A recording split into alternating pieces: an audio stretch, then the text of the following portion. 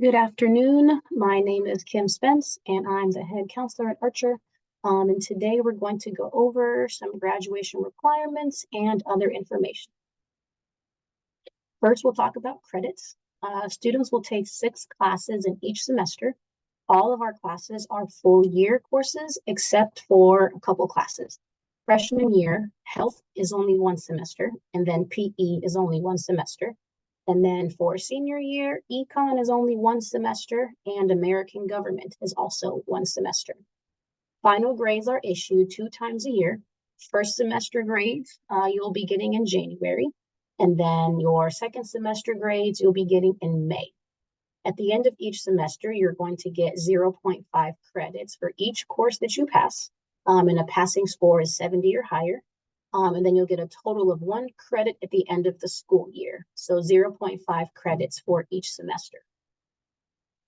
To go over the overall credits required for graduation. So there's a total of 23 credits. 4 credits are language arts credits, and 11th grade language arts and 9th grade language arts are 2 that are required. For math, you need 4 credits. Algebra 1, geometry, and algebra 2 are all required. You need 4 science credits. Biology, chemistry, and physics are all required. You need 3 social studies credits, and those 3 are world history, U.S. history, and then econ and American government. You need 0.5 credits for health, 0.5 credits for personal fitness. You need 3 credits that is some combination of career tech, fine art, or foreign language credits. And then you need 4 general elective credits. So let's talk about some of those middle school credits. If you accepted 8th grade credit for either physical science or algebra 1, Archer and Gwinnett County highly recommends that you take an additional math or science class your senior year. And the reason for that is, 1, it helps you keep a rigorous course load your senior year.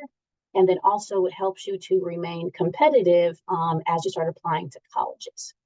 So physical science in 8th grade, it's designed to prepare you for chemistry and physics, but there's still that expectation that you're going to take another science class in your senior year.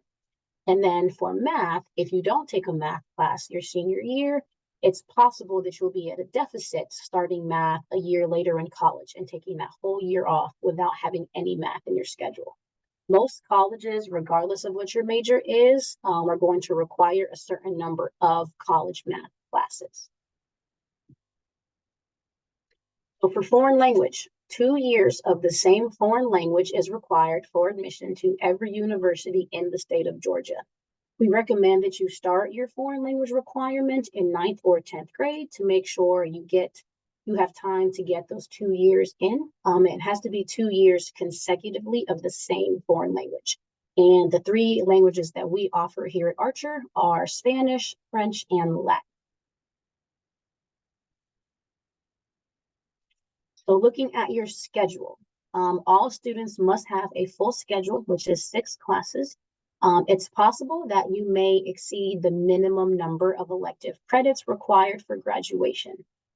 So one thing to keep in mind is once you have completed the 3 credit requirements, that's the combination of career tech, fine art, or foreign language, any additional career tech, fine art, or foreign language classes that you take are going to roll into the general elective credits.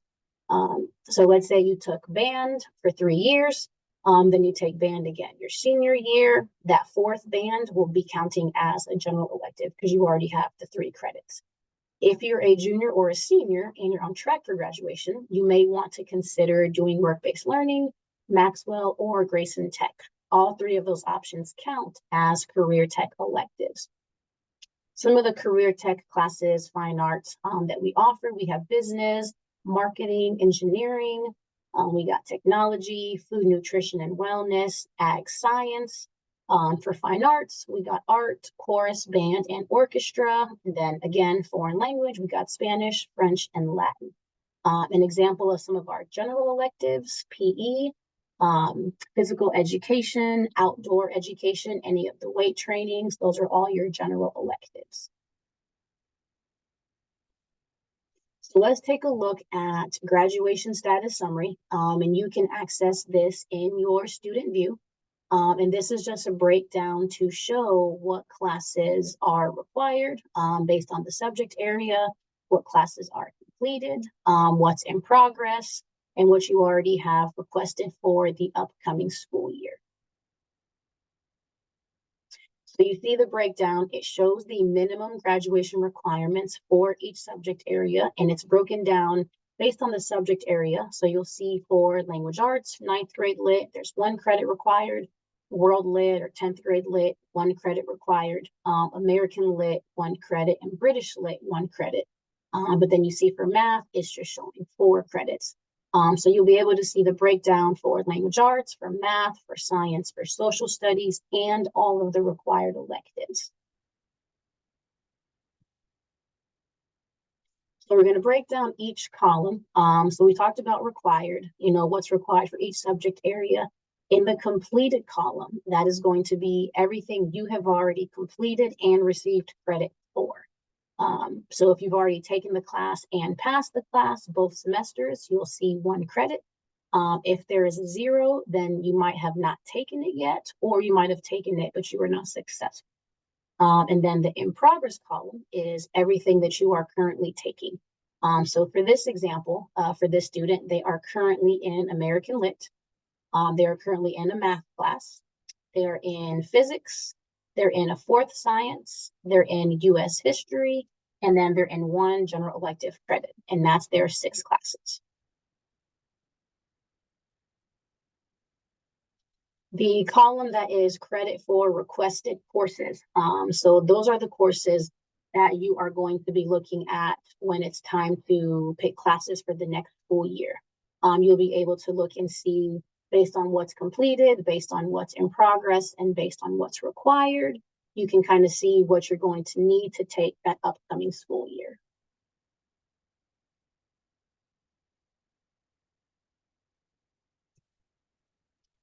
So just an example of a schedule. So you can see here, there's 4 classes, 4 core classes. So there's Brit Lit is remaining. You see a 4th math is remaining. You see that a 4th science is remaining. You see Gov and Econ is remaining. And then there is 1 elective credit as well. So this is a tentative schedule for a rising senior. You can see the credits that are left remaining is what they would have to take their next year. When you're picking your electives, you want to pick your top 2. Those are your top 2 choices. And then you're also going to want to pick a few backups just in case you're not able to get in your top 2 and you're able to pick, your 2nd, 3rd, 4th, and 5th best choice. Just to give you some options so you can hopefully get into an elective that you would like to be in. So just to kind of go over one more time, all of the different columns. And like I said, this summary is accessible in student view. The required column is the minimum graduation requirements for each subject area. The completed column is what you have already taken and passed. The in progress column is classes you're currently taking in your schedule. The credit for requested courses is what you are registered to take for the upcoming school year. And then remaining is what you have left required to meet those graduation requirements. And then this is just another way that you can access your course history and see where you are. So you can see the breakdown of all the subject areas as well. The green bar means it is complete. The orange bar means it's still in progress. And then the gray bar means incomplete. So if the bar is fully green, then you've passed both semesters of that class. You've got that full credit. If it's orange, it could be that you are in the 1st semester and you still need the whole credit. It could be partially green and partially orange, where you've taken 1st semester and you've passed, but now you're in 2nd semester. So it's just another breakdown, another way for you to look at your credits and see where you are and see what you have left. Just to review one more time, the 23 credits for graduation. It was 4 language arts credits, 4 math credits. So those first 3 are required, and then there will be an additional 4th math class to take. 4 science credits. Those 3 sciences are required. And then again, you take that 4th science class. 3 social studies credits, half a credit for health, half a credit for personal fitness, 3 credits of some combination of career tech, fine art, and foreign language. And then remember, you will need 2 years of the same foreign language consecutive if you are going to a university in Georgia, and then 4 general elective credits as well. Advocating. So what does it mean to advocate for yourself? If you see that you are registered for an incorrect class, please say something. It could be a situation where maybe you failed a class last year and you know that you need that class for graduation. It could be a situation where you're in a class that you have already taken and received credit for, so we don't need you to sit in the class again. We'll want to change that schedule. So if any of those situations come up for you, please make an appointment with your counselor so you can discuss options on how to make up credits and get caught back up before the next school year. As soon as you catch that or have any questions, contact your counselor. Or if you're a 10th grader and you have not started foreign language yet, and it's not on your schedule for your junior year, you're going to want to select Spanish, French, or Latin during the registration process. Or if you come back at the beginning of your junior year and there is no foreign language on your schedule at that point, same thing, contact your counselor as soon as possible so we can work together and find out how to get your schedule accurate. Keep in mind, it is also your responsibility to check your course history, your credits, and registration to make sure that you are on track for graduation. If you have any questions during this process about your schedule, your current classes, picking classes for next year, please reach out to the counseling department, reach out to your counselor. You can make an appointment in eClass on the Archer High School Counseling Corner page, and then your counselor will either email you or send a pass for you during class.